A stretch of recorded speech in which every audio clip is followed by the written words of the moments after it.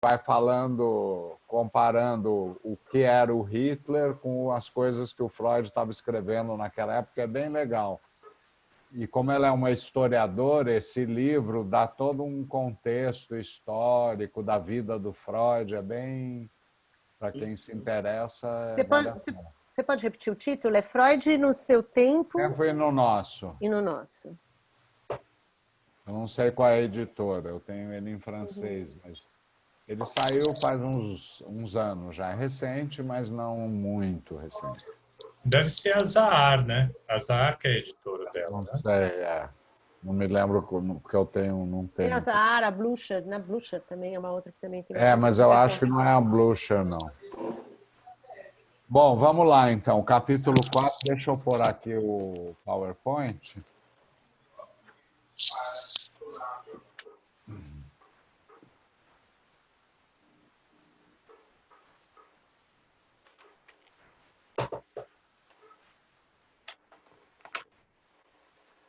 Então, capítulo 4, a gente vai ver o 4, 5 e 6, e esse resumo que eu vou fazer, vale a pena ler, porque na leitura é mais agradável que eu acho que o resumo, porque ele desenvolve mais uma série de coisas, dá exemplos, que aqui não dá tempo de... né? Então, para quem não leu, que seja um convite aí. Então, ele vai contar, isso que eu grifei aí, a história evolutiva do homem, que eu vou resumir, né? Ele fala que o homem, ele usa originário ou primitivo, mas eu prefiro originário, porque é esse homem mítico que ele criou, né? O homem originário, ele vai descobrir a sorte dele, que a sorte dele está nas mãos dele, principalmente a partir do trabalho, quer dizer, a necessidade do trabalho para sobreviver.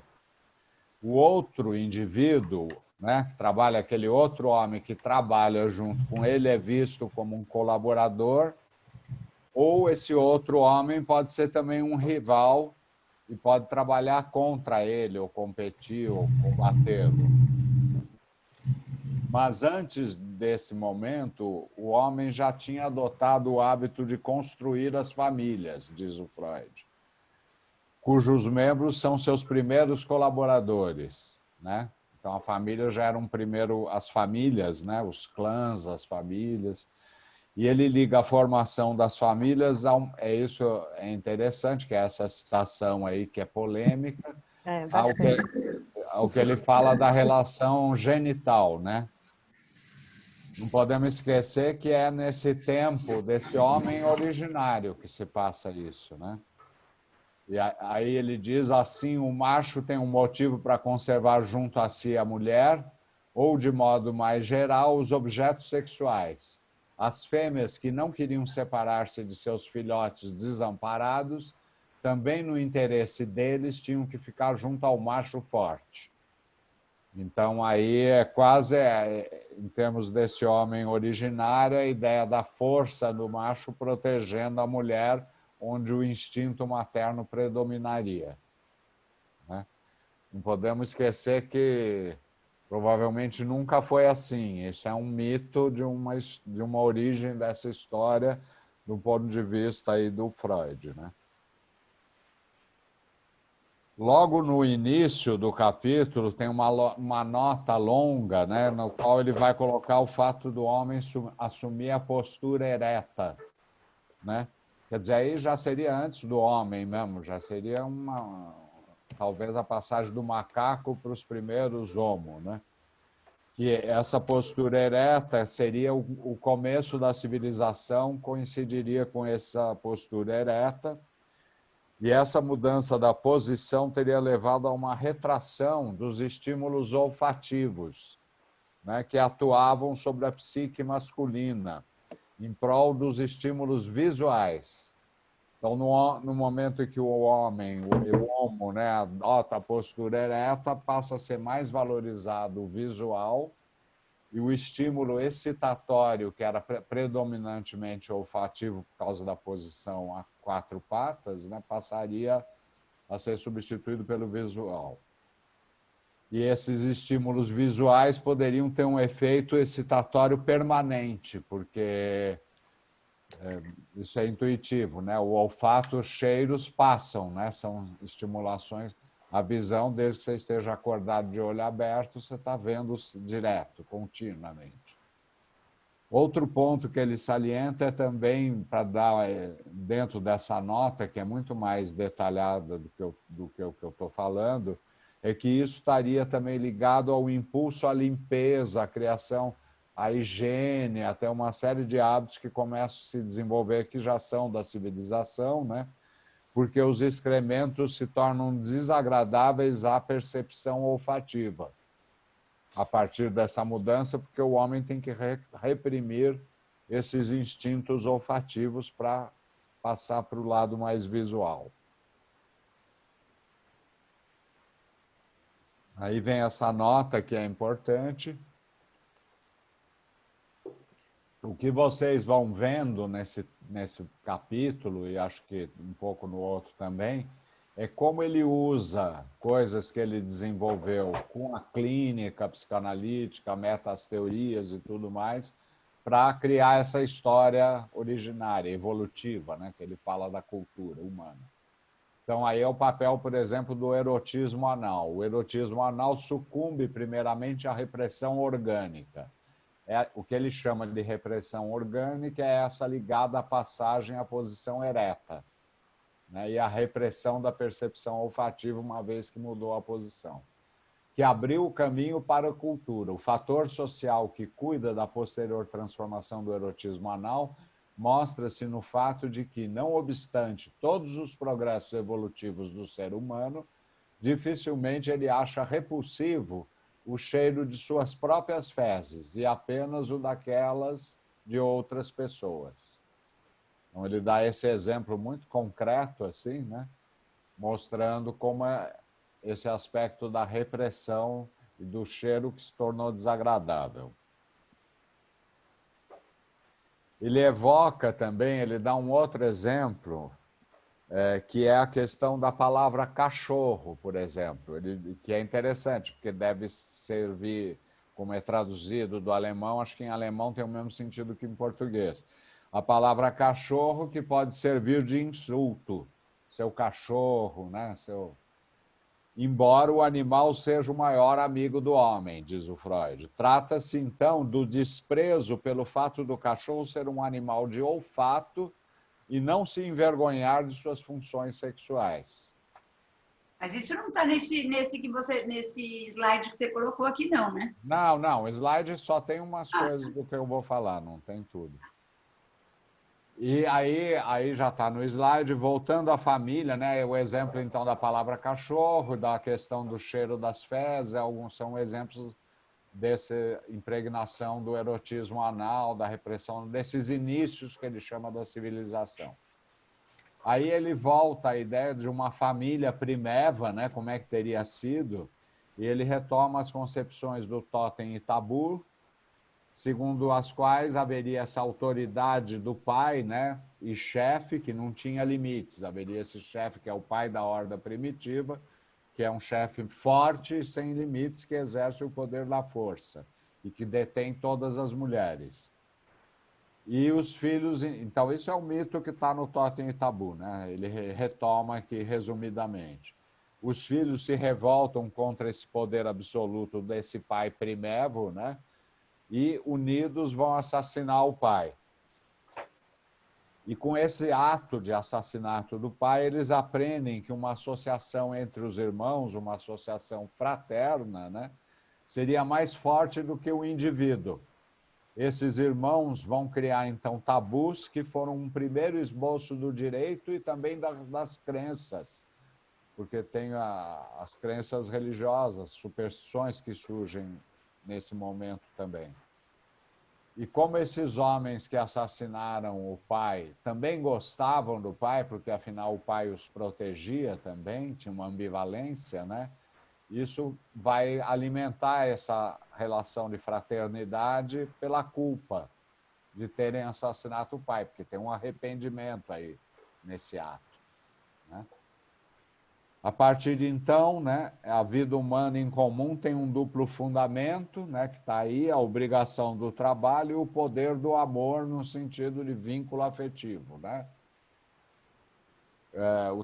Eros e Ananke é a necessidade da vida, né, da sobrevivência, e Eros o amor, né, nesse sentido já de pulsão de vida aí para o Freud. É um sentido bem mais ampliado que o da só a pulsão sexual. Né?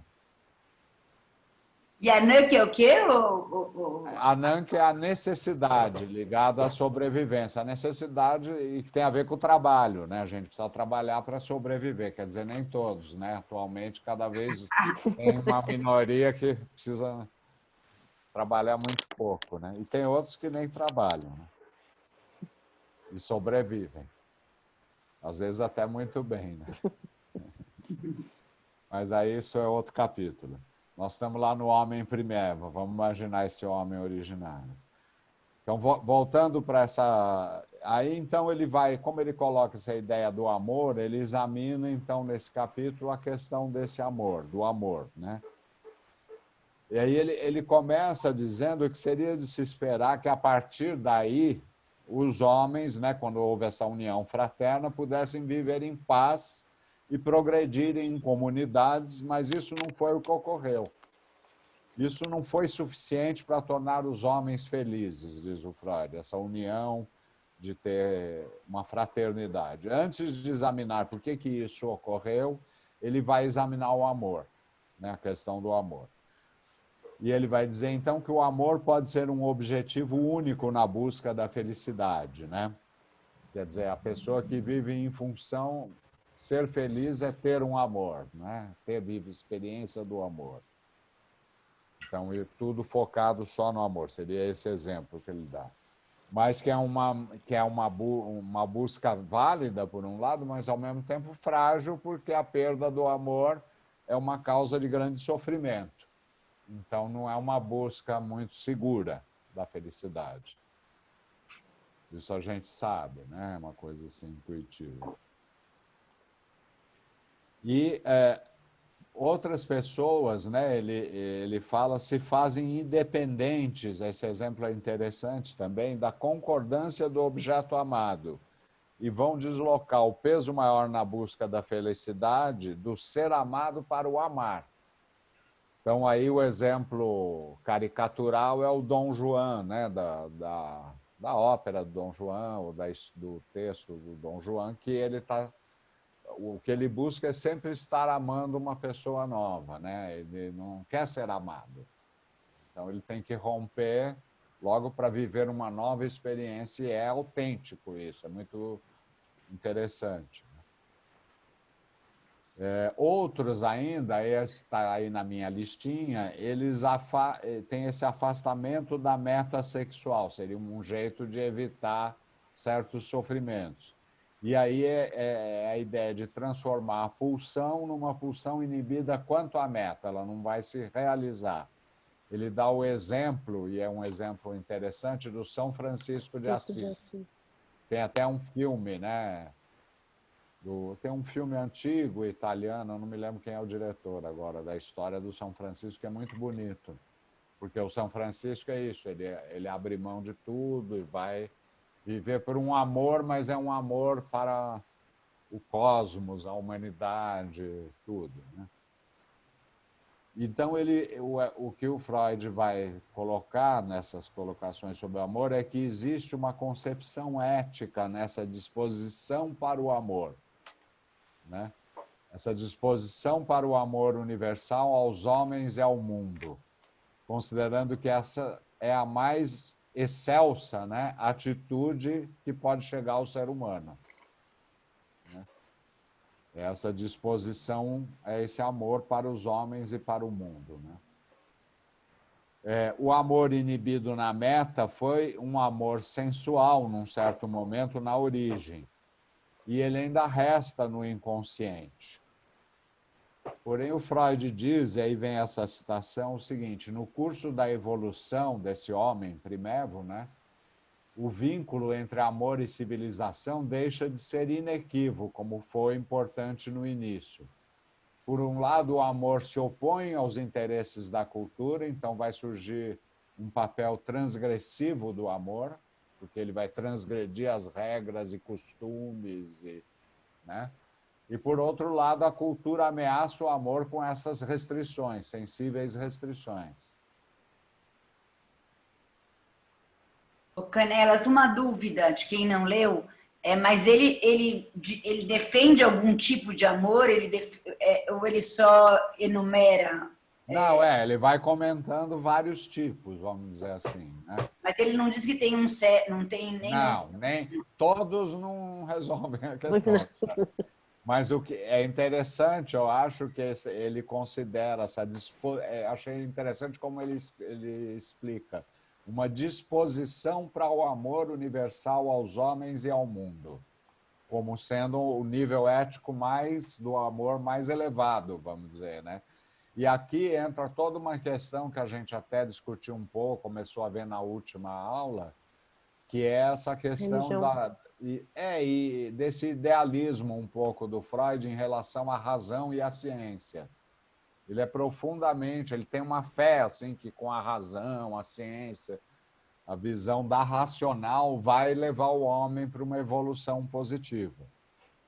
O maior, por um lado, acho que ele tem razão, por outro lado, tem mil questões quanto a isso também, né?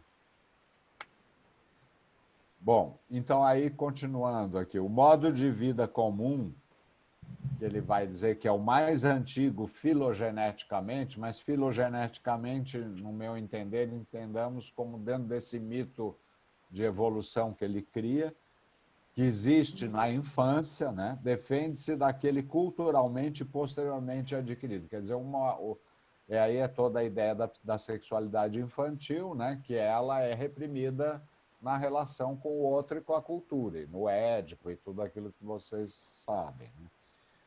E aí é interessante porque outra parte polêmica, de novo sobre as mulheres, que eu vou tá resumido aí. Ele coloca que as mulheres, depois das crianças, também contrariam o desenvolvimento da civilização. Elas que estabeleceram o início da civilização, através das exigências de seu amor, passam a ter uma influência refreadora. As mulheres representam os interesses da família e da vida sexual, diz o Freud. O trabalho da cultura fica com os homens. E aí, numa visão bem preconceituosa, e também um pouco da época, né? E precipitada, a meu ver, eu vou dizer por quê depois, o Freud vai supor uma menor capacidade de sublimação das mulheres. Realmente, naquela época, acho que não devia ter nenhuma mulher que ganhou o prêmio Nobel, coisa. Ou tinha, a Marie Curie tinha. Mas era raríssimo, né? Hoje já mudou bastante essa situação. Mas então, vê-se que é um preconceito que tem a ver com o aspecto que o Freud, ele mesmo, às vezes, que aí isso o Lacan foi muito esclarecedor, porque ele vai ter, às vezes, uma teoria fálica da sexualidade sem perceber que é uma teoria fálica, e não genital. Né? Por exemplo, quando ele diz os homens têm a capacidade intelectual, as mulheres não têm. É uma lógica fálica que impregna a própria teorização dele. A gente vai ver muito, se bem que nos artigos sobre o feminino mais posteriores ele evoluiu um pouco em relação a isso.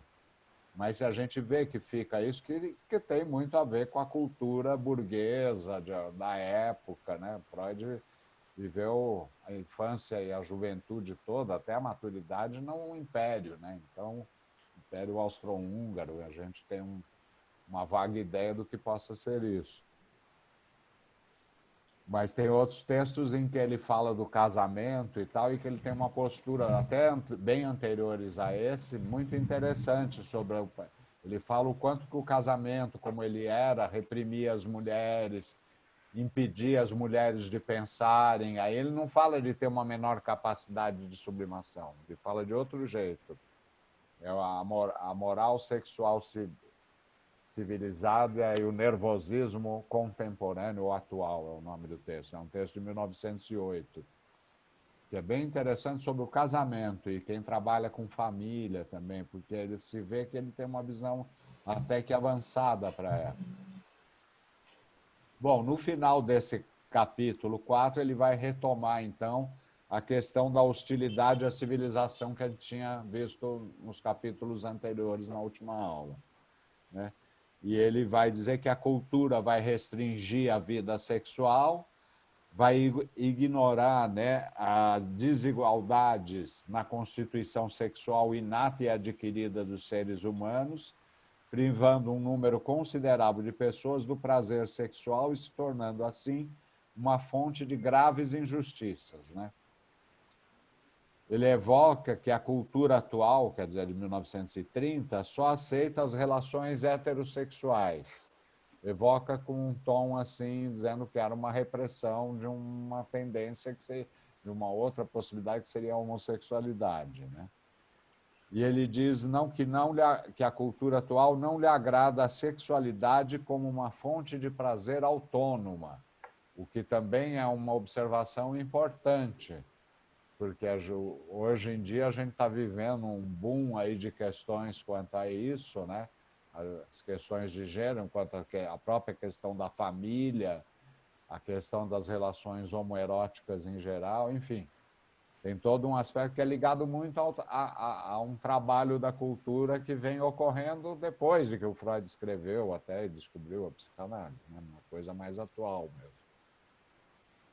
E muitos autores sobre as teorias de gênero criticam algumas questões do Freud, né? Bom, mas esse é um outro tema, não vamos nos estender, a gente pode discutir depois. Canelas, deixa eu te perguntar, quando ele fala que né, ignora as desigualdades na constituição sexual inata. O que é essa constituição? Inata e adquirida. Ah, tá. Porque ele sempre nunca deixa de lado que existe esse aspecto inato, né? Por que umas pessoas têm uma intensidade maior, vão ter, sei lá, características que a gente vê isso até num bebê pequeno, né? Algumas características vêm muito cedo, assim, né? Aí vem o adquirido que se sobrepõe, obviamente, que vai ter um papel importante. Nem todo bebê que dorme pouco, é muito ligado, muito coisa, vai ter a mesma evolução, obviamente, né? Depende do meio aí, deve ser adquirido. Mas ele coloca os dois, sim, na constituição sexual. É uma visão mais biológica. Lógica. E, bom, aí vamos entrar, então, no capítulo seguinte. Sobre esse...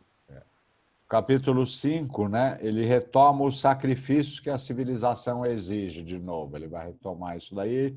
Eu pus essa citação, abordamos a dificuldade da evolução cultural como uma dificuldade geral de desenvolvimento, ao fazê-la remontar à inércia da libido, a relutância da libido, a abandonar uma posição velha por uma nova.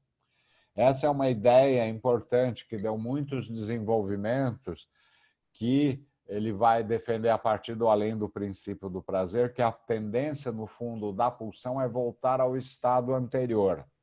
É uma tendência, e em última instância, a morte, que seria o estado de zero excitação, né? É desse jeito que um dos aspectos da pulsão de morte aí. Mas essa tendência que as pulsões tendem a conservar os estados anteriores, tem dificuldade de mudar, né? Que se confunde com a noção de fixação, que é uma noção, um termo que se usa, de fixação anal, oral. Mas aí, nesse caso, no slide anterior, na citação, ele relaciona isso com o desenvolvimento, com a dificuldade da evolução cultural. Sim. Que estaria relacionada a essa mesma tendência pulsional, de volta à origem. Que seria uma tendência quase como inerente ao ser humano, as pulsões, ao conceito de pulsão, vamos dizer. Ele vai admitir que a pulsão ele tende a conservar, na verdade, essa sexualidade infantil, que é objetos parciais, com as características das zonas erógenas e tudo mais. Isso teria uma força, para o Freud, isso tem uma força muito grande, né? Nunca vai deixar de... Então, é algo quase da natureza humana, se a gente puder falar assim. Bom, aí ele fala um pouco também do amor sexual, que o amor sexual se basta normalmente com duas pessoas e no auge de uma relação amorosa não tem interesse algum pelo resto do mundo. E ele diz isso, está aí em nenhum outro caso, o Eros revela tão claramente o âmago do seu ser, o propósito de transformar vários em um. Né? A ideia de Eros, essa tendência de unir, de ligar, né? A ideia de ligação. E a tendência do amor, da paixão a mais forte e amorosa é uma sensação de formar um, né? Que tem a ver com uma questão de uma certa fusão com o outro. Né? Então, ele dá esse exemplo.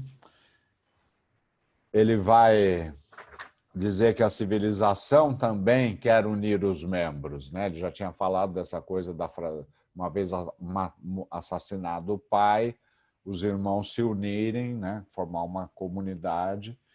Então, ela tende a unir os membros numa comunidade. Ela utiliza vários caminhos nessa tentativa, né, com esse intuito de unir seus membros, unir no sentido também de união libidinal, né? Sempre tem esse aspecto. Daí a importância das relações de amizade, diz o Freud, né, no fortalecimento dos vínculos comunitários. Quer dizer, na verdade, esses vínculos de amizade, vínculos afetivos nas relações comunitárias são muito importantes, né? Para realizar... Alguém quer falar? Não, pode terminar, depois eu tenho uma pergunta para fazer disso. Tá. Para realizar esse propósito, né, a civilização vai limitar a vida sexual. E ele vai se perguntar, mas qual necessidade leva a civilização por esse caminho e fundamenta a sua oposição à sexualidade, quer dizer, as restrições e limitações da sexualidade. E ele toma como exemplo... Aqui é interessante também esse exemplo que ele dá do mandamento ama teu próximo como a ti mesmo. Né? E ele diz assim, o Freud, mas por que o outro deve merecer o amor de um desconhecido que não me considera? Por que esse desconhecido teria, então, mais direito à minha hostilidade? Porque ele não teria mais direito à minha hostilidade e até mesmo ao meu ódio, porque eu não conheço ele. Freud inverte a frase do mandamento e diz, ama teu próximo como ele te ama. Ele inverte a frase porque ele diz que ame a teu próximo como a ti mesmo é totalmente impossível. Se há um mandamento dos 10 mandamentos que é impossível, é esse. É o mais impossível porque o narcisismo é necessário para sobreviver. Você sempre vai se amar. É impossível amar o próximo como a ti mesmo. São níveis diferentes de amor, se a gente quiser, né? Talvez numa relação, numa grande paixão, você chegue próximo disso. Ô, Canelas, eu tenho uma pergunta. Pode fazer a pergunta. Peraí, em nenhum outro... esse primeiro, em nenhum outro caso, Eros revela tão claramente o âmago de um ser, o propósito de transformar várias vidas em um. Hoje, a gente vê uma situação diferente, né? Assim, as pessoas não querem mais ficar só com uma pessoa, não querem, assim, proliferam esses lugares de orgia, de como chama? Não esqueci o nome. De swing. Para alguma coisa, de, assim, isso, o que acontece? Assim, se tem uma explicação para isso? Assim, o que acontece? Não sei se eu consegui fazer a pergunta, mas hoje eu vejo que isso que ele está falando hoje, não, o que ele está falando... mas tem que entender isso que ele está falando um pouco. Eu, pelo menos, eu acho isso no sentido da paixão amorosa. Que aí tem uma pessoa que você se apaixona, o enamoramento, o apaixonamento, né? E o sexo ligado a esse... Ele está se referindo a esse tipo de relação. O que eu acho que tem hoje em dia, houve uma extensão da possibilidade dos comportamentos sexuais. Se bem que na época do Freud também sempre existiram para os homens, pelo menos, existiam os bordéis que mantinham os casamentos burgueses, né, durante décadas. A gente sabe disso, está na literatura e tudo, né? E acho que para as mulheres, de alguma forma, também, né? Para as mulheres, mas isso foi uma longa batalha, né? Se você pensar que o livro Madame Bovary, né, a história da Madame Bovary, ou O Amante de Lady Chatterley, é tudo no meio do século XIX e era uma coisa revolucionária, meio assim, até mal vista, né? O Madame Bovary tinha uma crítica contra, né? Mas então a gente demorou esse processo. O que tem hoje aí eu acho que entra muitos fatores, a gente pode, talvez é um tema que a gente possa discutir mais no final. É que eu fico pensando que a gente está vendo um pouco o oposto disso que você está falando, né? As pessoas Sim, não é querem outra se coisa. apaixonar, não querem se comprometer, não querem se transformar em Não, um. o que eu acho que a gente está vivendo, eu vou falar um pouco disso na última aula, é que se mudou de uma economia psíquica que era fundada no recalque das pulsões, nessas questões aí da neurose que o Freud coloca, para uma economia psiquiátrica de hoje, pelo menos um aspecto dela importante, é uma busca do gozo, do a mais de prazer. É um conceito que o Lacan traz, mas que também, de certa maneira, também ele tira um pouco do Freud, mas ele dá um relevo, que é uma lógica da pulsão de morte, entendeu? Que você tem sempre que ter a mais de prazer, um a mais interminável, que tem a ver com a repetição e tudo mais. Porque eu acho que é uma sociedade que estimula muito a questão do gozo, desse prazer imediato. O gozo tem esse sentido da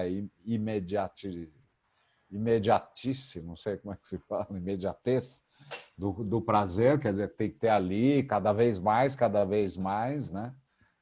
Também tem uma relação aí com as drogas, o uso de drogas. Bom, aí entra muitas questões, eu acho. Mas agora essas mudanças a psicanálise tem um pouco a ver com elas, né? Porque na medida em que ela mostrou que a sexualidade humana já começava na criança, uma série de questões que ela levantou, ela também contribuiu para as mudanças que foram ocorrendo, né? E a própria ciência, né? Com a pílula, com a... Tá, pode. Bom, vamos então... Então, levanta esse aspecto da civilização cria limitações, né, para a vida sexual. E aí tem essa citação que eu vou ler, eu pus porque ela é importante. Ele diz: o que de realidade por trás disso que as pessoas gostam de negar é que o ser humano não é uma criatura branda, ávida de amor, que no máximo pode se defender quando atacado, mas sim que ele deve incluir entre seus dotes instintuais também um forte quinhão de agressividade. Para ele, o próximo não constitui apenas um possível colaborador e objeto sexual, mas também uma tentação para satisfazer uma tendência à agressão, para explorar seu trabalho sem recompensá-lo, para dele se utilizar sexualmente contra sua vontade, para usurpar seu patrimônio, para humilhá-lo, para infligir-lhe dor, para torturá-lo e matá-lo.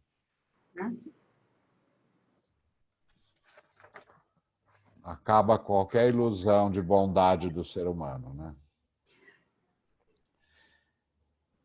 Só ver aqui. Tá, aí está mais resumido no slide, então eu vou...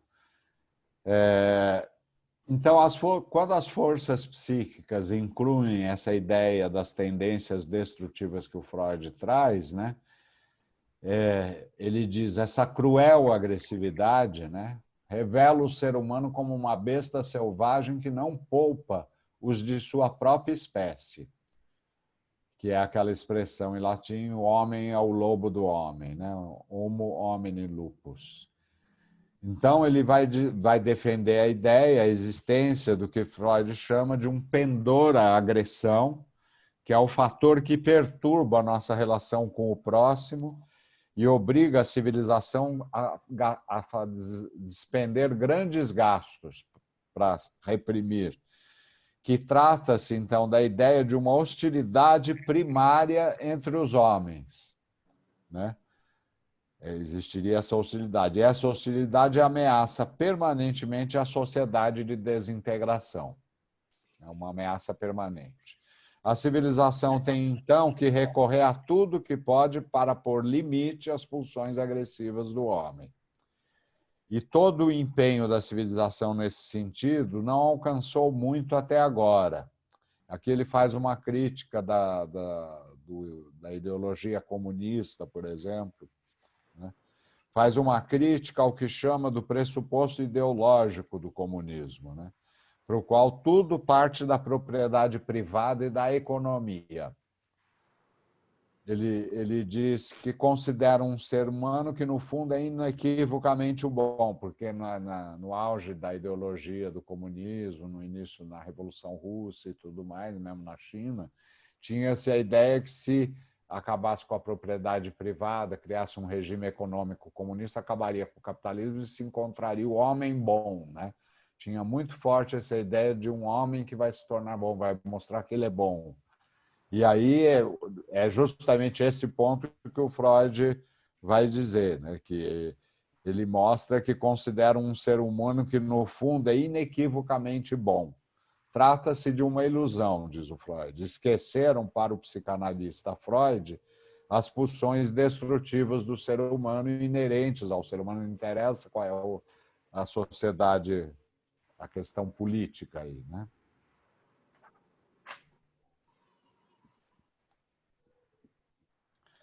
Aí, no final desse capítulo, ele vai evocar aqui uma questão que eu já falei um pouco na outra vez, e vamos retomar na última aula também, do narcisismo das pequenas diferenças, né? Esse conceito já tinha aparecido num texto do Freud de 1917, portanto, é um conceito já mais antigo, mas que ele não desenvolve muito. Outros autores usaram isso e expandiram mais esse conceito. Ele dá exemplos desse narcisismo da pequena diferença de rivalidades, hostilidades entre povos vizinhos, por exemplo, que, em geral, são provocadas por pequenas diferenças entre esses povos, mas que criam rivalidades, às vezes, mortais, né? E aí tem essa citação que eu pus aí, percebe-se nele, né, no narcisismo das pequenas diferenças, uma cômoda e relativamente inócua satisfação da agressividade, através da qual é facilitada a coesão entre os membros da comunidade. Na medida que o vizinho é atacado, eu me uno, a minha comunidade se uniria para se defender e atacar, né? E ele faz um apanhado histórico também, que é interessante na leitura, quando você, fazendo a leitura, ele vai ficar... Eu não vou resumir isso aqui, né? Onde ele aborda as questões religiosas e culturais entre o povo judeu, o cristianismo e os romanos. Ele vai dizer que o homem civilizado, quer dizer, o homem da época dele, do mundo ocidental, né, trocou um tanto de felicidade por um tanto de segurança. E ele, quer dizer, ele vai... Isso também aqui tem toda essa posição do Freud, que pode ser criticável, de que essa coisa que ele sempre defendeu, que a psicanálise seria uma ciência, teria um valor de ciência, científico, que hoje em dia eu acho que é muito questionável. Pode ter uma relação com a ciência, mas não é uma ciência, né, num certo sentido. É um saber, mas não uma ciência. Mas ele tinha muito esse ideal da ciência, da razão, né? Então, de certa maneira, a cultura que ele espera, a civilização que ele espera é essa civilização em que a ciência, a razão dos homens vai fazer o homem, aos poucos, progredir, só que isso tem esse problema inerente, que é que, para a civilização evoluir, ela tem que reprimir, exigir a renúncia de poderosas pulsões, né? Que é o tema central do mal-estar. Deixa eu só ver aqui o horário. E aí, Canelas, falando, então, essa repressão a essas pulsões que produz, vamos dizer assim, essa agressividade e essa necessidade de identificar esses inimigos. A civilização passa a ser hostil nos pontos em que ela reprime, mas, ao mesmo tempo, né, é uma coisa contínua e dinâmica, né? Porque o tempo todo há ataques à civilização. Só que esses ataques, se a gente vê, isso é ambíguo no texto do Freud, mas, de certa maneira, é como se houvesse uma civilização, uma cultura melhor, que vai levar mais em conta a racionalidade, a ciência, o conhecimento, e a própria cultura, a arte, a literatura, tudo isso, e uma cultura que pode ir contra isso, ou uma anticultura. Aí é uma discussão, né, outra, mas ele tende, a gente vê nesse texto e em outros, que ele tende a dizer, não, mas a cultura tem que ir por esse caminho, iluminista, né? E ateu também, e materialista. Quer dizer, são posições dele, né? Bom, último capítulo, então, agora de hoje, é o capítulo 6, né? E nesse capítulo ele vai, na verdade, são coisas que talvez vocês já conheçam, já leram bastante. Ele faz um resumo retomando a teoria das pulsões. Ele vai partir... Bom, aqui eu vou... o resumo do PowerPoint está bem resumido, tá? Ele parte da frase do Schiller, que é uma frase que eu acho magnífica, que é: a fome e o amor sustentam a máquina do mundo. Então, ele parte desse verso do Schiller, não sei se é verso ou se é da onde que é, posso ver depois. A fome representaria as pulsões de autoconservação, né? E o amor representaria as pulsões sexuais que procuram pelo objeto. Assim, primeiramente, se defrontariam o quê? As pulsões do eu e as pulsões objetais. As do eu, que tem a ver com o narcisismo, né? As pulsões objetais. Diante da energia, né? Contrapondo-se à energia das pulsões objetais, quer dizer, para a energia das pulsões objetais, ele usou o nome de libido, né? Que são as pulsões libidinais de amor, num sentido amplo. A pulsão, uma delas, a pulsão sádica, né, se sobressaía pela sua meta não ser nada amorosa, porque não é nada amoroso querer destruir, fazer mal ao objeto. Ela mantém, além disso, uma afinidade muito estreita, a pulsão sádica, com as pulsões do eu, tendo afinidade com as pulsões de dominação sem propósito libidinal. Esse tema eu vou retomar na última aula, a questão da pulsão de dominação, tá? Mas, então, aqui no raciocínio dele, né, a pulsão sádica, como explicar essa função da pulsão sádica, uma vez que não é nada amorosa avisada dela. Mas, no final, ele vai afirmar que o sadismo fazia parte da vida sexual. E a ideia também de que há uma intricação das pulsões, uma ligação das pulsões de vida e de morte, né? E que o próprio desejo sexual pode ser um desejo assassino. O desejo pode ter uma dimensão assassina, né? Eu estou exagerando aqui o assassino, mas pode, né? Ser um homem, a gente vê muito assassinatos passionais e coisas do tipo. Ele vai relembrar também a importância, então, do conceito de narcisismo, né, na qual o próprio eu se acha investido de libido. Então, essa libido narcísica, como ele chama, né, pode fluir para o objeto ou retornar novamente ao eu. E isso é um processo dinâmico e vivo, né, tornando-se novamente libido narcísica. Enfim, nesse resumo das teorias das pulsões, ele vai finalizar, e era esse o objetivo dele, né, introduzir a ideia que vem do texto Além do Princípio do Prazer, que é a hipótese da pulsão de morte, que é de 1920, 10 anos antes, né? E nesse texto, no Além do Princípio do Prazer, também ele vai examinar a compulsão de repetição, né? E é nesse texto que, como eu falei há pouco, ele dá esse caráter conservador à pulsão, essa tendência a voltar ao estado anterior. Aí ele vai dizer: concluir que deveria haver, além da pulsão, para conservar a substância vivente e juntá-la em unidades cada vez maiores, seria eros, né? Uma outra pulsão, a ela contrária, que busca dissolver essas unidades e conduzi-las ao estado primordial inorgânico, ou seja, ao lado de Eros, uma pulsão de morte. Então, aqui ele resume a essência da hipótese dele de 1920, que ele está sendo necessária ele utilizar para aprofundar essa questão da hostilidade à civilização e da agressividade. Aí ele vai propor, então, a ideia de que uma parte da pulsão se volta contra o mundo externo e depois vem à luz como pulsão de agressão e destruição. Inversamente, se a agressão voltada para fora é limitada, ela se volta para dentro, podendo se tornar autodestrutiva, autodestruição. As duas espécies de pulsões em geral, quer dizer, a de vida e a de morte, se fundem, se intricam, é uma palavra que se usa, mas é esquisita, em proporções variáveis. Explica, então, o sadismo e o masoquismo por meio dessa ideia de intrincação pulsional.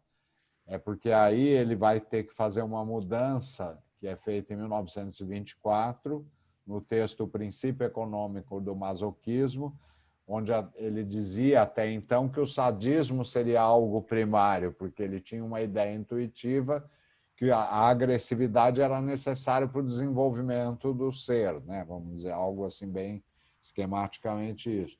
Só que quando ele reformula a teoria das pulsões, ele vai dizer que não, o que é originário é o masoquismo, porque para o ego poder se desenvolver, ele tem que ligar a pulsão de morte, porque senão ela destrói e o ego não se desenvolve. Então, estou muito resumido isso, mas essa ideia é importante, porque atualmente na clínica a questão do masoquismo é uma questão bastante discutida e importante. Porque você pode repetir o negócio que você falou? A questão do sadismo e do masoquismo, desse paradoxo, vamos dizer, na verdade seriam perversões, mas vai além da perversão sexual em si, vai o sadismo em geral, na cultura, na vida de cada um e tudo mais. Então, durante muitos anos, ele falava de um sadismo primário e de um masoquismo, que seria uma transformação do sadismo. E depois da pulsão de morte, ele inverte isso. Ele vai dizer que o que é originário é o masoquismo, porque se a pulsão de morte correr solta, ela destrói, não deixa o eu se desenvolver. Essa tendência destrutiva de desligamento, Ela não deixa nada se ligar, se nada se liga, não vai desenvolver pensamento, linguagem, nada. Seria essa a ideia. Então, Então, existiria um masoquismo, que um outro autor que escreveu sobre isso chamou do masoquismo o guardião da vida. Por exemplo, uma mãe precisa de ter, com um bebê recém-nascido, precisa ter uma dose de masoquismo o guardião da vida. Porque senão ela não tolera, é insuportável. Entendeu? Chega num estado que... Então, tem que conseguir ligar esse sofrimento de ser mãe, porque tem um sofrimento nisso, que é importante. Então, tem para todo mundo, um certo grau de masoquismo é importante até para atravessar uma pandemia, aguentar certas coisas. Então, isso que seria mais estruturante, não sadismo, quer dizer, essa capacidade que o ego tem de poder suportar esse sofrimento para poder se adaptar e poder o sadismo já seria um segundo momento onde você vai colocar para fora, para o mundo externo, a agressão, a destrutividade. Tá? Ornelas, eu tenho uma dúvida que me segue bastante, essa história de perversão. Por exemplo, você falou que o sadismo e o masoquismo são inerentes ao ser humano. Daí diz que uma pessoa, que eu não sei, tá? Mas assim, mas sadomasoquismo é uma pessoa perversa. O que seria perversão, como assim, no conceito do perversão? A perversão é alguém perverso mesmo. Eu estou falando nesse sentido, clínico mesmo. Alguém que, por exemplo, é exibicionista, ou é pedófilo, ou é sei lá o quê. Mas, por exemplo, uma relação... por exemplo, quando você fala sadismo, masoquismo, pensando na relação, você não está falando na relação sexual. Não, eu estou falando porque tem dois sentidos. Um é a perversão sádica, uma perversão masoquista, e outro que é um sentido mais geral, que é esse que eu estava falando, que o Freud fala, desse masoquismo originário, do masoquismo erógeno, né? Então, a pessoa... Agora, ele não precisa de ser uma pessoa que tem uma estrutura perversa para ter um masoquismo e um sadismo, certo? Isso faz parte do ser humano. Agora, alguns seres só conseguem ter prazer sofrendo, por exemplo, se cortando, ou sei lá, né? Sendo... quase como se você ficasse... Acho que fixação não é o termo, não sei se é o termo técnico correto, mas é assim, você tem uma dose de masoquismo necessário para viver, de sadismo necessário para viver, quer dizer, tem essa condição. A questão é se isso fixa, né? Fica meio que ali fixado como única fonte de prazer. Eu só tenho prazer se eu tiver um sofrimento associado. Aí a ideia da perversão é essa ideia desse desvio, né? É desse desvio, que nem é tão... porque o Freud diz que a perversão é o negativo da neurose, quer dizer, a perversão revela aquilo que é reprimido na neurose. Na neurose. Uhum. E ele fala uma frase que é importante, que tem a ver com isso, que é por eu ter culpa, eu não fiquei doente. Porque se eu não tivesse culpa, eu ficaria doente, eu seria doente. Uhum. Né? Mas aí, voltando então aí para a questão da pulsão de morte e tal, né? Não me lembro bem onde a gente parou. Acho que foi nessa a agressão voltada para fora, né? Não, é que elas se intrincam, né? Que elas se ligam em proporções variáveis e o sadismo e o masoquismo teriam a ver com essa ligação.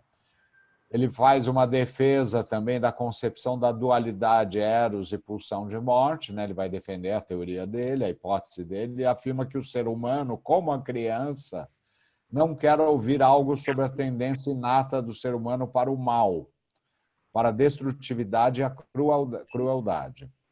E ele diz, então, essa frase que é interessante: o diabo seria o melhor expediente para desculpar Deus. Teria a mesma função econômica de descarga que tem os judeus no mundo do ideal ariano. Ideal ariano que já estava aí presente, né, nessa época, ele já sabia disso. Mas é interessante essa questão também do diabo, né? Quer dizer, porque aí Deus fica bom, já que tem o diabo, tá ótimo. O mal é o diabo, não, né? E o homem tem que procurar ser totalmente bom e como é que se fala? E se arrepender de seus pecados, né? Fazer a sua confissão, rezar 13 Ave Maria, se arrepender para poder não ir para o inferno. É interessante esse papel do superego na cultura, por exemplo, nesse exemplo que eu estou dando banal, né, de alguém mais religioso ou de uma época, talvez mais, onde isso era muito mais forte. Né? Bom, por fim, gente, último slide. Ele lembra que o nome libido se mantém para as pulsões de vida, né? Eros. A pulsão de morte, ele diz, é silenciosa e muito mais difícil de apreendermos. Ela é mais sorrateira, ela pode agir silenciosamente. Ela não é só a destrutividade expressa pura, assim, né? Ela age desligando, por exemplo, né? Então, atrapalhando o próprio processo do pensamento. Porque hoje, na clínica, hoje a gente discute muito essas questões, né? Por certos casos e tal. Aí, no fim do capítulo, ele vai voltar à cultura, né? Ele vai dizer que ela é um processo que se desenrola nessa história evolutiva da humanidade.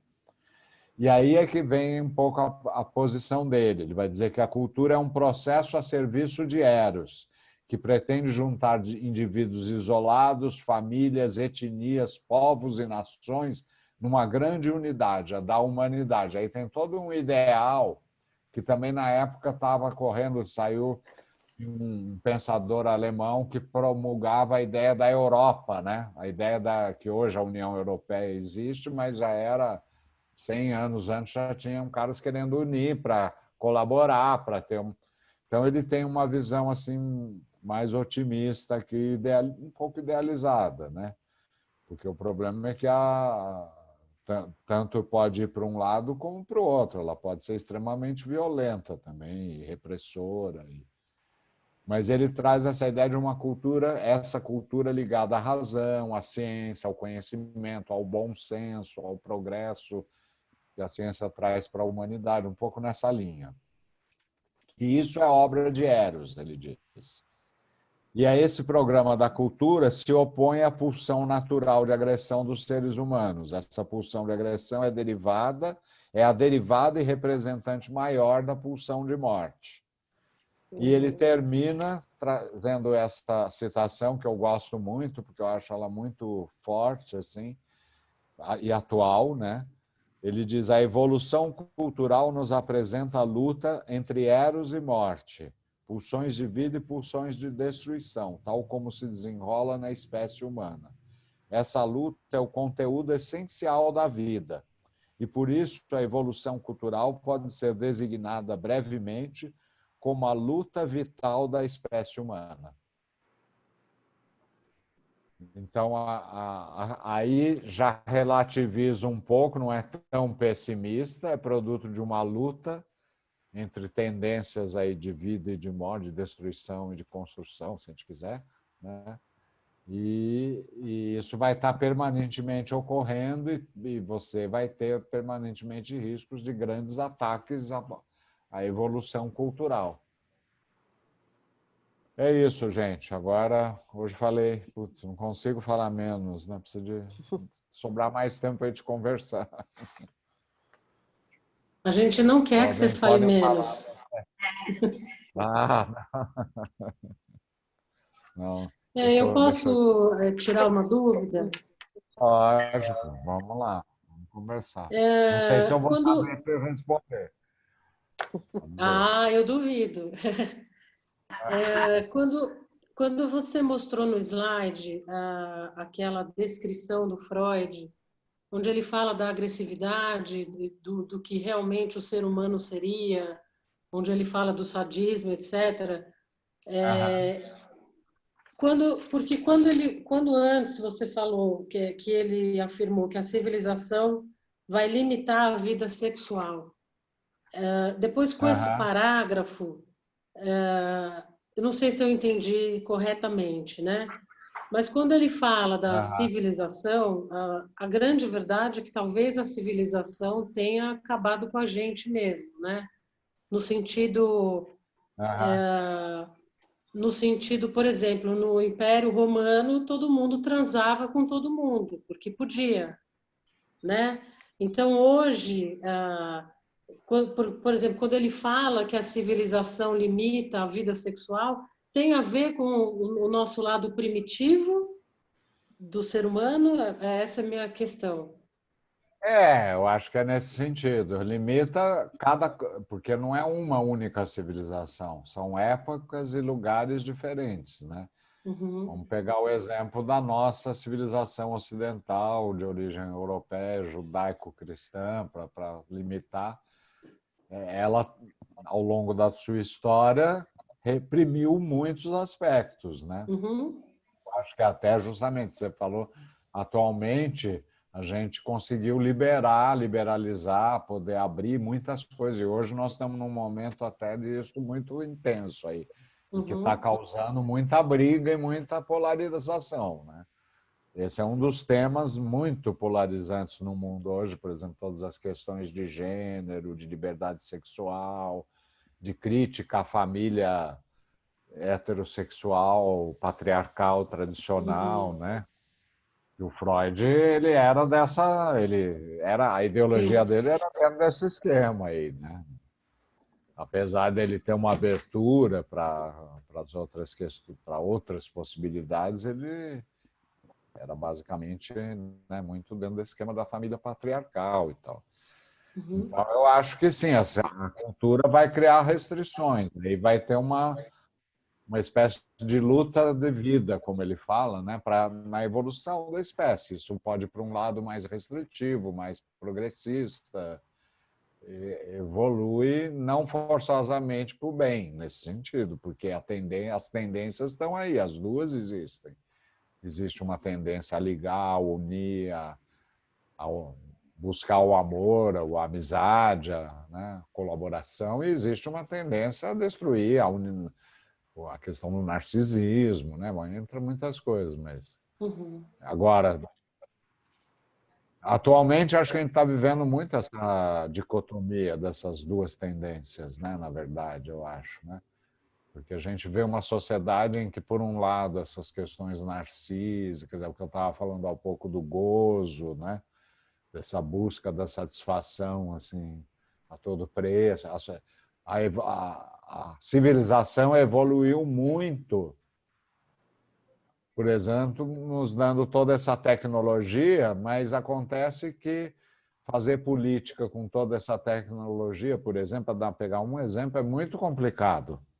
A gente não tem uma experiência com isso e está vendo que está levando a coisas complicadas. Mas também não dá para não ter, né? Entendeu? Cria contradições que a própria evolução da civilização cria. E, lógico, você pode tentar regular, você pode ter movimentos que vão tentar apontar onde estão os problemas, dizer que tem fake news, que o Trump foi eleito.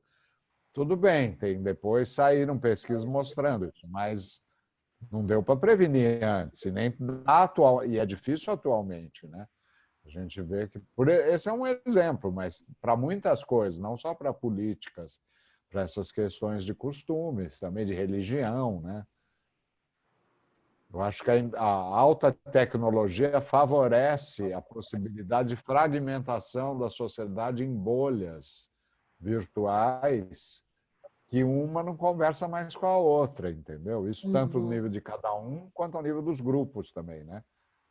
A gente vê muito isso, e é muito complicado. Agora, por exemplo, nas eleições, no Rio, tem pessoas dizendo que o celular dela está em grupos de candidatos sem que ele tenha passado o celular, então grupos de WhatsApp. Como é que o cara consegue ter o celular do outro, pôr num grupo sem ele nem autorizar, né? Então, desse jeito, são coisas desse tipo que a civilização criou, que é muito bom, por um lado, é bom a gente poder estar falando aqui pelo Zoom, né? Um lado muito positivo, mas, ao mesmo tempo, tem o outro lado, né? Teve um congresso da IPA sobre psicanálise da criança com 15 mil inscritos, 15 mil, mundial, né? E entrou um pedófilo e começou a projetar fotos, era no Zoom até, fotos de estupro de bebê. Nossa. Acabou com o congresso, acabou, não foi possível continuar. Eles interromperam, foi na metade mais ou menos. Como era uma coisa muito grande para muita gente, o controle é muito mais difícil, você controlar quem entra e quem não entra. Devia ser alguém que sabia as artimanhas aí tecnológicas. E fez um atentado a um congresso sobre psicanálise da criança desse jeito. Uma coisa inusitada, não dava para imaginar um absurdo desse. E foi horrível, porque todo mundo ficou traumatizado, foi traumático para o grupo todo. E tudo virtual, né? Tudo virtual. Imagina compartilhar na tela uma foto de bebê sendo estuprado, violentado. E até o pessoal conseguir descobrir quem era, cortar o cara. Depois, obviamente, fizeram um boletim de ocorrência. Eu não sei nem em que país que foi de que veio o indivíduo, mas são exemplos assim de coisas que, né, putz, a gente não imaginou, nesse caso da tecnologia, né? E mesmo as redes sociais, né? Esse é um tema. As redes sociais também é complicado, né? Você que estava falando do narcisismo das pequenas diferenças, porque eu acho que ainda hoje talvez seja mais intensa essa desterritorialização, né? Porque você não... Esse seu inimigo está X, onde ele está, né? É uma identidade fluida, né? É uma coisa muito mais complexa do que talvez a gente tivesse, sei lá, pela questão da língua. Outro dia eu estava vendo, por exemplo, você estava falando dessa coisa dos hackers, quer dizer, eu estava ouvindo um relato de um caso, e que o sujeito, ele ganha, né? Ele arruma em trabalhos, ele cria identidades falsas, IPs falsos de residência nos Estados Unidos, e trabalha para empresas americanas e ganha. E é um cara de 25 anos, brasileiro. Ele opera o tempo inteiro com identidades falsas, e ele falsifica os dados de IP, quer dizer, ele é um hacker bem habilidoso, né?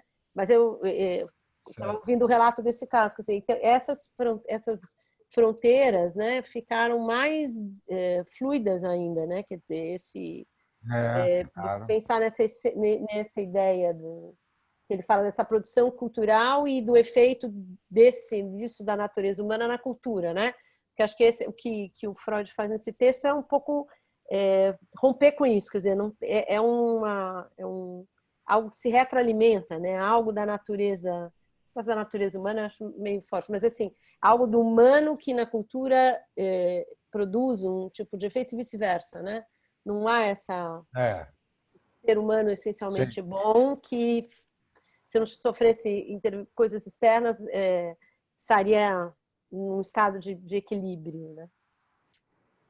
Não, eu fico pensando nas eleições agora, e daí a gente fez uma retomada do impeachment, e lembrando o que o Bolsonaro, na hora que ele falou sim para o impeachment da Dilma, ele falou por vivo Ustra, e daí pensando, gente, como é que um povo que vê uma pessoa defendendo um torturador vira presidente da República? Daí você olha aqui e fala, porque tem gente que tem um instinto de agressividade e de morte horroroso. Então, assim, faz sentido dentro do que você falou, porque às vezes eu fico pensando, mas vê que o cara não entende o que significou, o que esse ser humano fez, né, para a sociedade, quem que ele está valorizando, que, assim, na época ele deveria ter sido preso por ter defendido o nome dessa pessoa para defender o impeachment, defendesse por qualquer outra razão, né? Não porque Ustra. E foi aplaudido e tudo bem. Agora você falando, vai ver que tem essa pulsão, então a gente também vai ter um monte de Bolsonaro na vida, um monte de gente que age assim, né? Dá para entender um pouco o que acontece no nosso país e no mundo. Dá para entender um pouco da nossa política, um pouco do que a gente está vivendo agora, ouvindo você falar. Sim. Na última aula eu vou tentar aprofundar algumas coisas por aí também. Mas, por exemplo, as redes sociais, né, o mundo digital, é interessante porque ele é um mundo que é virtual, mas é real. As pessoas estão lá, cada um aqui, mas o espaço é virtual. Nós estamos num espaço virtual, cada um está na sua casa. E, ao mesmo tempo, ele quebra, né, toda a internet, toda essa tecnologia quebra com as ideias de espaço e de tempo. Porque você vai para qualquer lugar do mundo, você se comunica, né, as coisas circulam rapidamente, e de tempo também, porque é muito esse tempo do presente, da imagem, e você pode viajar para o passado, você pode projetar, e muita possibilidade de manipular as pessoas. Eu acho que o que a Elo trouxe, eu vejo também isso. Eu acho que, sei lá, esse mundo atual é mais fácil manipular as pessoas. Mas não tem certas coisas que são incompreensíveis. Se tiver realmente uma pulsão de morte para alguém defender assim claramente a tortura, a morte de gente que é diferente de você, só pode ser essa pulsão de morte, essa vontade de destruição inata do ser humano, porque não dá para entender de outra forma. Mas muita gente não capta isso, essa dimensão, Elo. Muita gente, eu acho que não capta. Mas eu acho que tem uma coisa... Ou porque não quer ver, ou porque acha que tudo foi culpa do PT, então a história não existe. Mas se você colocar a citação assim, ó, por exemplo, quando você coloca ali, está lá.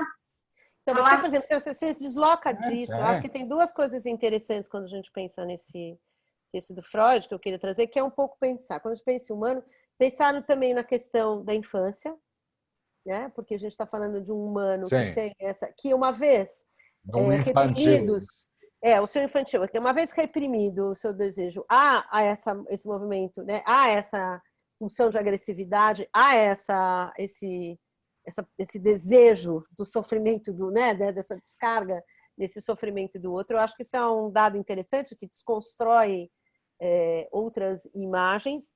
E é isso, assim, né? Aquilo que você consegue ler no que não te contraria, mas naquilo que te ameaça, que eu acho que esse é um ponto interessante, que há sempre essa contradição entre o que a cultura traz e o que o sujeito, né? Esse sujeito que tem um desejo e que se sente impedido de realizá-lo, né? Que se sente contido na realização do próprio desejo. Então, acho que isso tem uma coisa que, lógico, a gente vai para esse extremo, que é da política, da declaração de algo, mas acho que tem o sutil, né?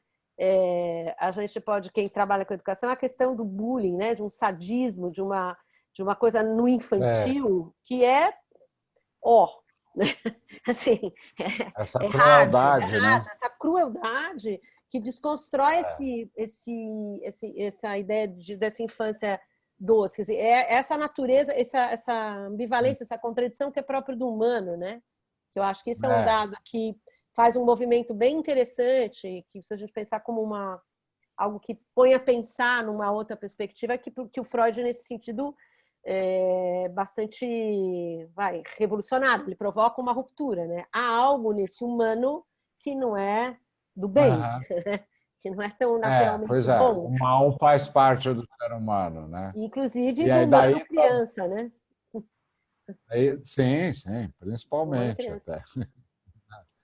E também daí a posição dele em relação à religião, né? Porque todas as religiões têm essa busca de um homem bom, né? Onde não tem o mal dentro de si, né? O mal tem que extirpar o mal, né? O Winnicott, por exemplo, tem um texto sobre agressividade que é muito bom, onde ele fala que o maior problema da agressividade é a repressão da agressividade e a negação da agressividade. Que é melhor não negar e ser agressivo do que negar e ficar reprimindo, que isso é muito mais destrutivo, por um lado, né? Porque não fica claro a agressividade. Vamos dar alguns exemplos, assim. Mas eu acho que o Freud traz, mas isso nem sempre é aceito por todos os psicanalistas, né? Mas eu acho que talvez... Deixa eu falar uma coisa.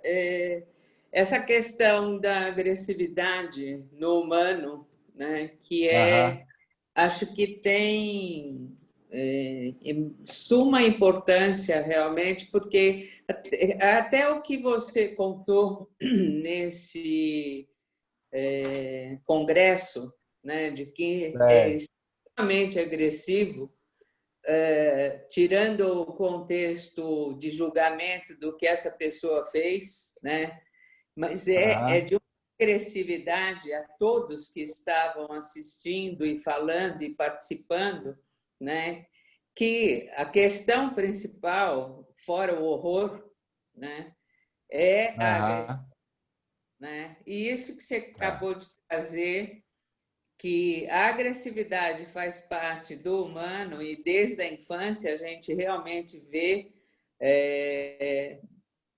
manifestações que constantemente são reprimidas, né? De isso é feio, não faça isso, sem analisar, inclusive, qual foi a manifestação, né, da raiva, né? Hoje eu atendi uma menina que ela falou que, para ela, a raiva e a tristeza são iguais. E eu pedi para ela falar um pouco mais, porque eu queria... E aí ela dimensionou que a raiva é a intensidade alta e a tristeza é a intensidade baixa, que eu achei perfeito. Ela tem 16 anos. E aí eu estou pensando nisso em termos de civilização, né? De como a gente fica completamente impactado com a agressão e não cria a civilização não se reorganiza para pôr ordem. ela fica impactando todo mundo, isso que a Heloísa acabou de falar, ela fica impactada com essa agressão que foi pública. E ela realmente mas não restabelece a ordem. E eu fiquei pensando um pouco nisso, não sei, algo que para a gente pensar aqui. Em termos de civilização. Pois é Mas eu acho que tem uma coisa dessa tradição judaico-cristã, dessa coisa do ser bom, né? Quer dizer, que se olha, né? Eu acho que mesmo, sempre fiquei pensando com as crianças, essa coisa de, sim, você está com raiva, né? Sentir raiva é possível, né? Porque o que você diz é você não pode nem sentir. Você pode sentir, né? Você sente. O que você faz com isso é outra coisa, né? Então você nega algo que está lá, né? E não lida, né, com isso. Então, parte logo para um julgamento moral, né? Então, do certo, do errado, do bem e do mal, né? E aí você vê essa raiva contida. Eu trabalhei em escola, assim, eu ficava impressionada com o grau de vou usar a palavra, aquela coisa assim, de crueldade, né? Com que algumas situações eram colocadas, porque era algo que vinha e era visceral, assim, né? E que não podia ser falado, que não podia ser dito, que não podia ser olhado, né? Porque a primeira coisa é a proibição total, né? E não há esses ritos, não há esses espaços, né? Onde esses sentimentos possam aparecer, né? Você tem a censura e aí que vem um discurso super moralizante, moralizador, né? E que diz, não, você não deve sentir raiva. Não, você sente raiva. O que você faz com ela é uma outra questão, né? Quando eu nego o sentimento, então, eu sou o doente que sinto raiva, então eu sou o anormal, porque não deveria sentir, e não olho para isso né? Como algo de fato. Então, não sei, acho que aí você vai criando isso que você falou, não sai e volta, né? Então, todas essas coisas de se cortar, né? Quer dizer, tem uma coisa que é uma agressividade que fica girando, assim, tá bem... Daí a importância de fazer terapia, né? Para a gente poder externalizar essa raiva. Porque é como a Silvia falou, é claro, se eu sentir raiva, eu não posso sair por aí matando as pessoas, embora algumas eu gostaria de matar. Né? Mas a gente tem que falar sobre, mas a sociedade nos impõe, e aí esse texto do Freud é maravilhoso, né? Do que a gente lida com a realidade, o ser humano como ele é. A sociedade impõe, é feio sentir raiva, mas fica essa coisa de a gente tem que ser bonzinho, a gente tem que ser honesto, a gente tem que ser generoso, e a descrição dele do ser humano nada mais é do que a realidade. Sim. Eu acho que a questão que ficou para mim não é assim, ok, é isso, mas a questão é o grau. Você pode ser hostil, você pode ter raiva, mas qual grau da raiva que você pode... Raiva você pode ter. E você pode até, às vezes, agir em função da raiva. Mas tanto quando você é muito bom, Madre Teresa de Calcutá, ou muito ruim, são extremos que daí me parece que daí talvez tenha algo errado. Mas quando, por exemplo, você é sadomasoquista, mas um pouquinho, mas quando você só é sádico ou masoquista, daí é a doença, né? Mas uma certa naturalidade, às vezes ficar feliz quando o outro se ferrou, alguma coisa assim, faz parte da natureza. Agora, ficar feliz quando o outro dançou para valer, daí já não daí já é uma doença. Quando isso se torna algo a se preocupar nas crianças. Ele pode bater no amiguinho, mas bater todo dia no amiguinho, ele não pode. Um dia bateu porque com raiva, tudo bem. Acontece. Mas todo dia bater, não. Sei lá, pensando nisso. Então, acho que alguém está com uma televisão ligada, alguma coisa assim. Está entrando um som. Aqui. Pode ser daqui, gente.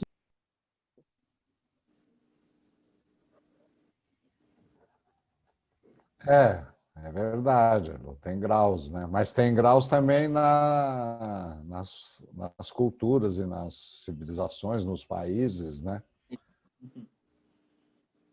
Você pegar o nazismo, por exemplo, na Alemanha, é uma coisa que é difícil até hoje de acreditar. Não é possível. Como é que pode, né?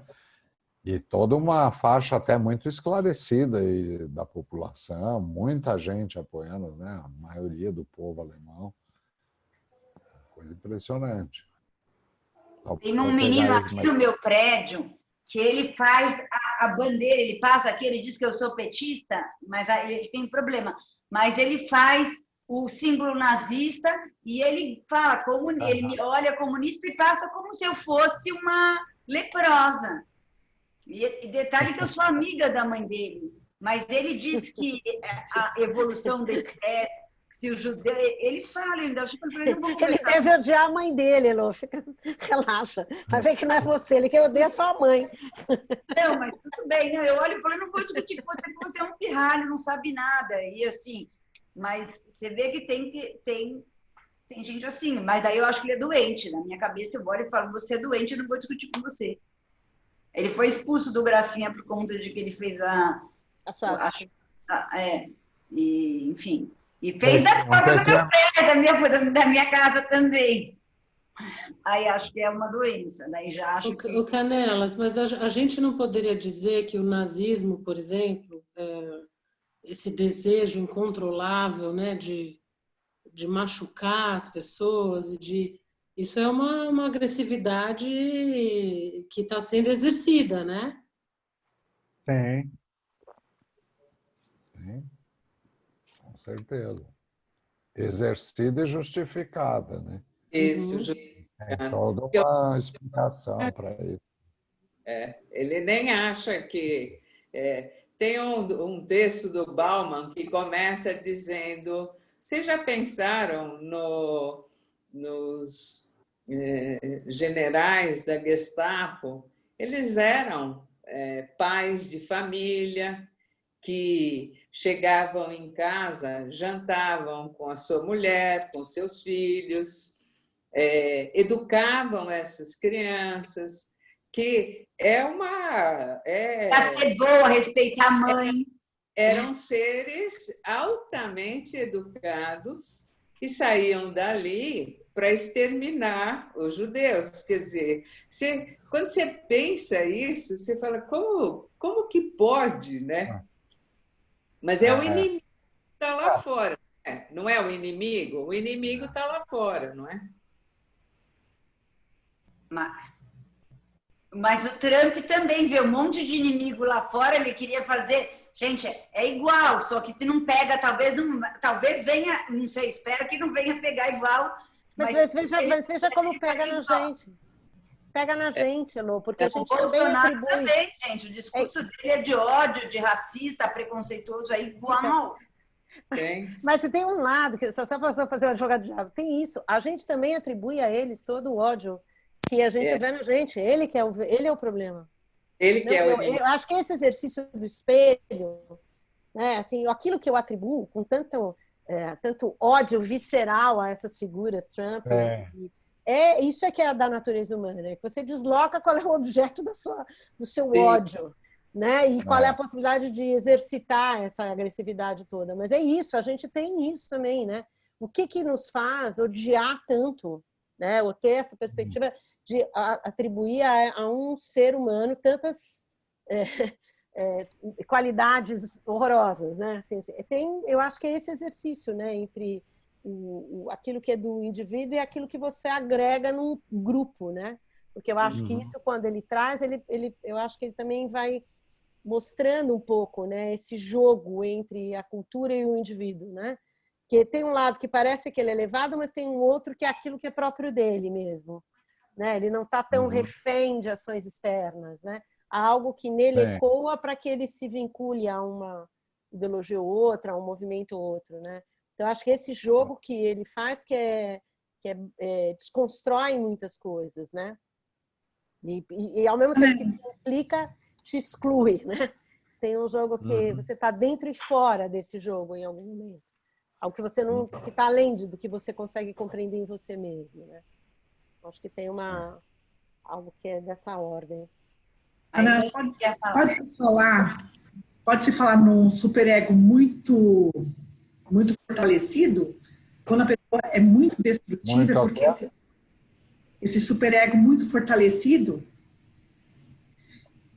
Pode-se falar num superego cruel, por exemplo, né? Cruel. Pode-se falar porque ele pode tanto se voltar para a pessoa, como ele pode se voltar para fora, né? Sim, sim. E o superego também na cultura, né? A cultura tem um superego, cada cultura tem, né, um conjunto de restrições do que pode, do que não pode, do que é reprimido, do que deve ser punido, né? É interessante isso. Ou não tem, né? Porque tem a ausência também, que aí é uma coisa mais desorganizada, né? O superego já é uma organização, né? É um grau de... Não, mas me parece que no caso do Bolsonaro, me parece, claro, uma visão minha, já usando ele como gancho, você falou em superego, mas me parece que ele tem um ego bastante fortalecido, já que ele não se importa em falar essas merdas todas que ele fala, isso significa que ele não está preocupado sobre o que falam dele, ou é uma visão errada minha? Não, acho que tem a ver. Ele acredita no que fala. Não, e também tem muita gente que acredita no que ele fala e que acha muito engraçado. Se ele não tivesse os seguidores dele, ele pensaria 2 vezes antes de falar. Para muita gente, quando ele fala homem é homem, mulher é mulher, e está ali o Boulos falando, contando, eu acho que estamos numa enrascada, porque a propaganda eleitoral do Boulos é um homem grávido. Daí vem no Russomano e fala, homem é homem, mulher é mulher. Gente, quem que vocês acham que vai ganhar essa eleição? Um cara fazendo propaganda com um homem grávido ou uma pessoa dizendo, para mim, homem é homem e mulher é mulher? Só os homens grávidos vão votar nele. Tem um monte de gente que aplaude o Bolsonaro. Se ele tivesse tantos aplausos... Ai, não sei, eu fico tão irritada com o Bolsonaro.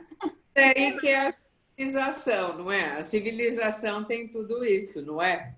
A gente fica imaginando que uma civilização poderia ser assim como o homem bom, não é? É um estado de equilíbrio, né? É uma ideia que você fala, porque hoje nós já vivemos, né? Estamos em 2020, o homem já deveria ter chegado nesse estágio. Só que o homem volta para o estágio 0, não é? Quando nasce, tem que abrir o olho, tem que mamar, não sobrevive se não tiver alguém cuidando, volta para o 0, não tem jeito. E a civilização não é uma só, né? Só que a gente tem uma ilusão que um dia essa civilização, né? Não vai. Mas talvez seja essa ilusão que você está falando que faça a gente querer continuar vivendo, né? Essa ilusão, talvez, não é? Aí você começa a analisar tudo isso de forma a tentar mexer e pôr ordem, é um pouco o que eu estava falando aquela hora. A agressividade, reagir agressivamente não vai resolver, né? É a mesma coisa, o que você fazer, então você faz pela destruição, né? Esses não têm que existir. Por que não? Né? Por que não?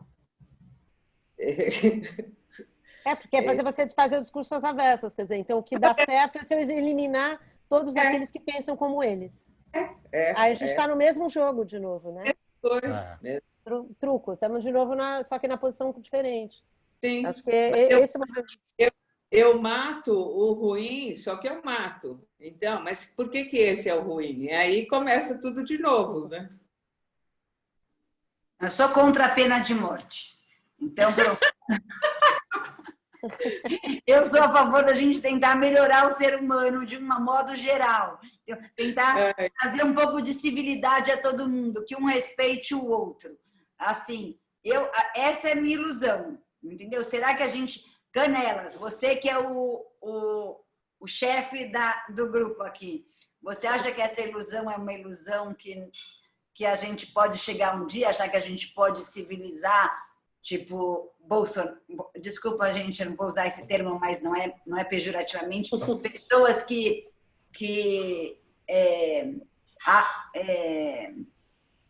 bolsominions, pessoas que pensam preconceituosamente, racistasmente, que manifestam, aplaudem Ustra. Você acha que a gente pode um dia torná-los um pouco mais humanos?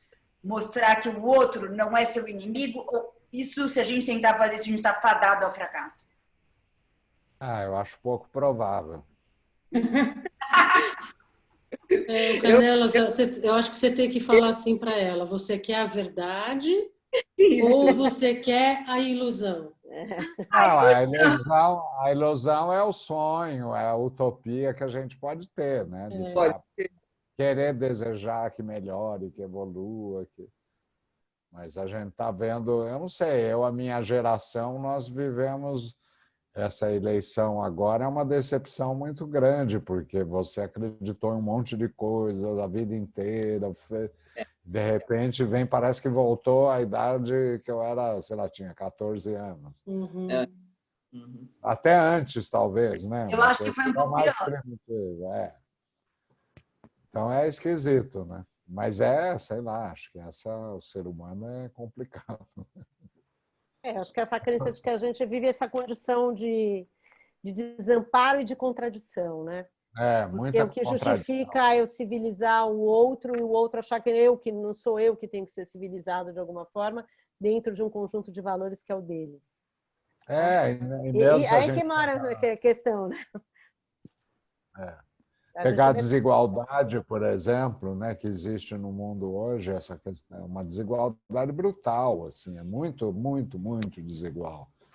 Não é mais ou menos, não é radical, assim, e cada vez mais, né? Quem mais enriqueceu na pandemia são os bilionários brasileiros, né, que enriqueceram muito e tal.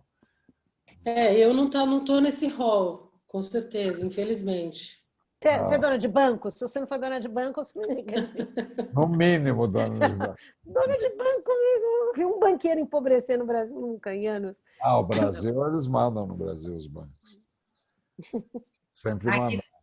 Não, a coisa que eu fiquei com mais raiva de todas essas coisas foi quando eu vi uma mensagem do Luciano Huck dizendo que ia dar 10 mil reais por mês. Falei, meu Deus, do significativo, o que é dar 10 mil? Você vai fazer uma ação de marketing dizendo o que muda na sua vida? 10 mil para... Ai, cara, dá uma raiva desses milionários que fazem propaganda do bem, não mudando em nada a sua vida, né? Ainda pousam de bom moço? Não é? Mas, enfim. A gente... Chegamos à conclusão que estamos ferrados, é isso, Canelas? Para não falar outra coisa, né? Não, apenas que somos o que somos, Elo. Só a gente não precisa achar que a gente é a última bolachinha do pacote. A gente só é isso mesmo, um monte de contradições, né? Pelo menos a gente assim vive aquela coisa de se você é mais, se é menos, se você é mais ou menos. Não sei, a gente pode pensar nisso, né? A gente tem as nossas contradições. Eu acho que esse é talvez a grande provocação, né? Que também esse texto traz para a gente pensar, né? A gente não está tão isento daquilo que nos afeta, né? Em alguma medida. Bom, então... Antes de terminar, a gente não ouviu a voz do Pablo. Pablo, você ficou quietinho. Não, eu estava pensando numa coisa que você falou, né? Eu não acho que seja ilusão conquistar o bem, melhorar, crescer. Se pensar há 100 anos atrás, mulher não votava, negro não era gente, homossexual era assassinado. Essas coisas mudaram, né? Não mudaram no sentido de que ninguém mais mata um homossexual, de que não existe mais racismo e de que não existe machismo, mas mudaram significativamente, né? Mudaram muito, muito. Então, eu não acho, eu defenderia que sim, é uma ilusão, mas por outro lado é bem real. E é real, o problema é que é real dos dois lados, né?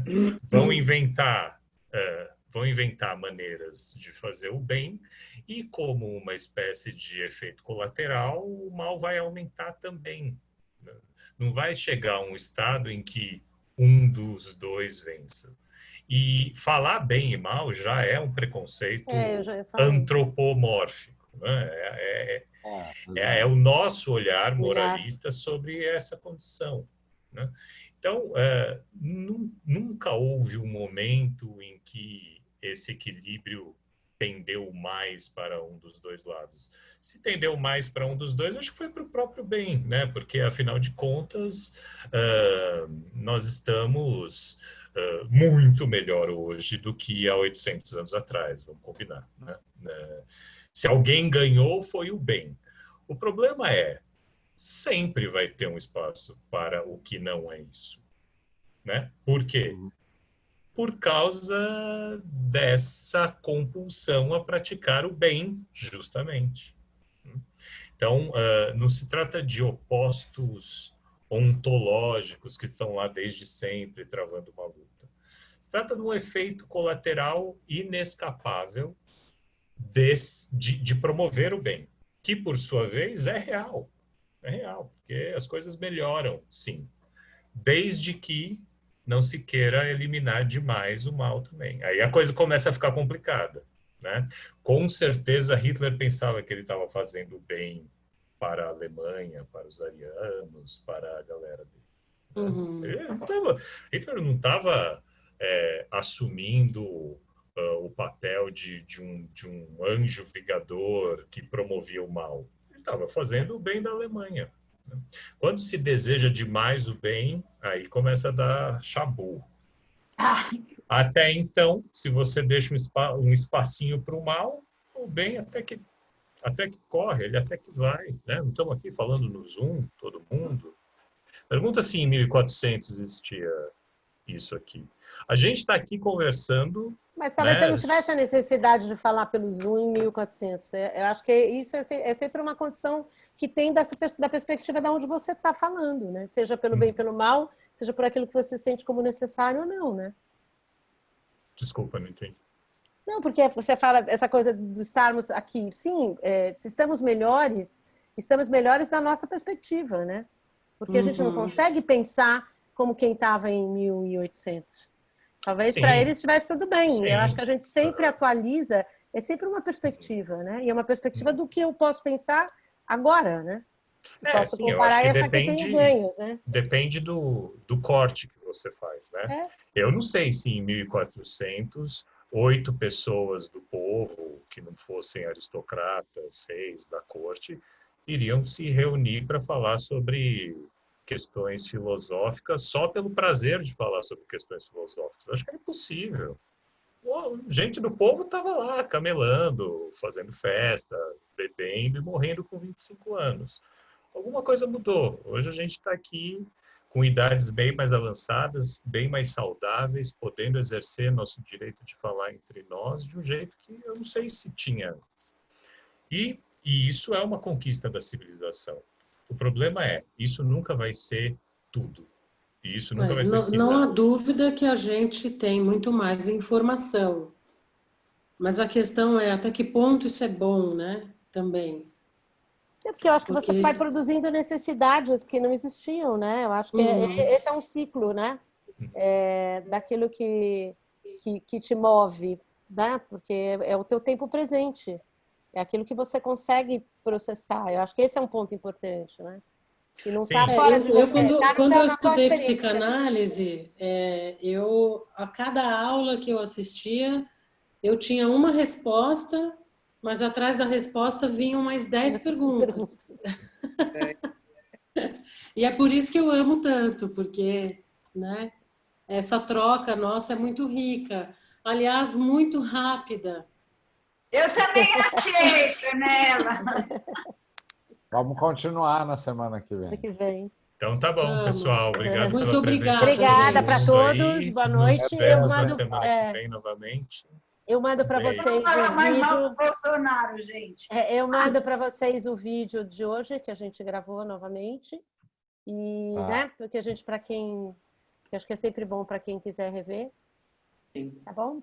Tá bom. Obrigada a todo mundo. Boa noite, gente. Obrigada pela presença.